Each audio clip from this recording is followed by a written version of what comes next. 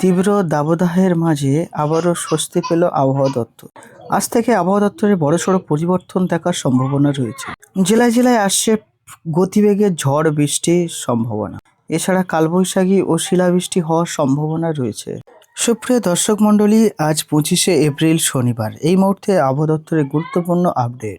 এবারে যে বাংলায় তাপপ্রবাহের থেকে স্বস্তি পেতে চলেছে কিন্তু বাংলা, কেননা আগামী 24 ঘন্টার মাধ্যমে জেলায় জেলায় আসছে ঝড় বৃষ্টির সম্ভাবনা। তো সুপ্রিয় দর্শক মণ্ডলী, আজকের জেনে নেব শনিবার সারাদিন আবহাওয়া কেমন থাকছে এবং কোন কোন জেলাগুলিতে ঝড় বৃষ্টি হওয়ার সম্ভাবনা রয়েছে এবং কোন কোন জেলাগুলিতে কেমন তাপমাত্রা পড়বে তা আমরা জানিয়ে দেবো এই ভিডিওটি। তো বন্ধুরা, ভিডিওটি যদি প্রথমবার দেখে থাকেন অবশ্যই চ্যানেলটিকে ফলো করবেন। তো চলুন আজকে শনিবার 25শে এপ্রিল সারাদিন আবহাওয়া দপ্তর কেমন থাকছে এক ঝলকে জানিয়ে দিই। এই মুহূর্তে সকালের দিকটা দক্ষিণবঙ্গের জেলাগুলিতে কিছুটা মেঘলা আকাশ থাকার সম্ভাবনা রয়েছে।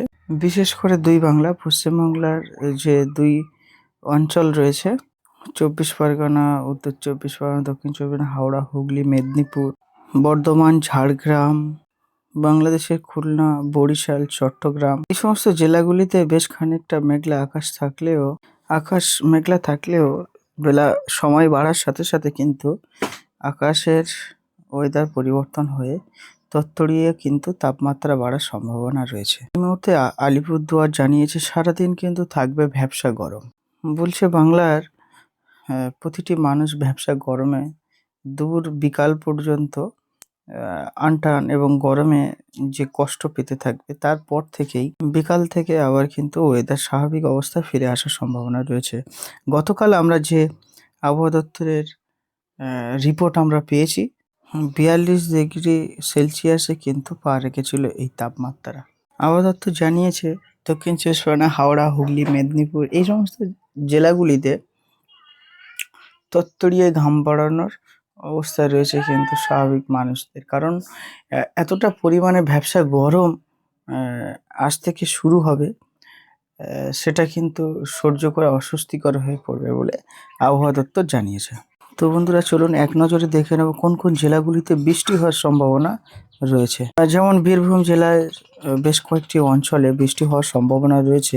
রামপুরহাট, মলাটিয়া, বোলপুর, এই সমস্ত এলাকা জুড়ে কিন্তু বিকালের পর থেকে সন্ধ্যা পর্যন্ত বৃষ্টি হওয়ার সম্ভাবনা রয়েছে। আবার কিছু বৃষ্টি হতে পারে কাটোয়া, বর্ধমান, এই সমস্ত জায়গাগুলিতে কিছু বৃষ্টি হওয়ার সম্ভাবনা রয়েছে। অর্থাৎ 3টি জেলাতে বৃষ্টি হওয়ার সম্ভাবনা আমরা জানতে পারছি। মুর্শিদাবাদ জেলায়ও বৃষ্টি হওয়ার সম্ভাবনা রয়েছে।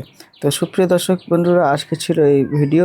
আগামীকাল কেমন ওয়েদার পরিবর্তন ঘটবে তা আমরা জানিয়ে দেবো আগামীকালের ভিডিও। ততক্ষণ ভালো থাকবেন, সুস্থ থাকবেন। দেখা হচ্ছে আগামীকালের ভিডিও। চ্যানেলে প্রথমবার হয়ে থাকে অবশ্যই ফলো করে নেবেন এবং আমরা আগামীকাল আপনাদের ডিটেলসে জানিয়ে দেবো আগামীকাল থেকে আরও 5 দিন ওয়েদার কেমন থাকবে, তার পাশাপাশি জানিয়ে দেবো যে কোন কোন জেলায় আগামীকাল বাংলায় বৃষ্টি হওয়ার সম্ভাবনা রয়েছে।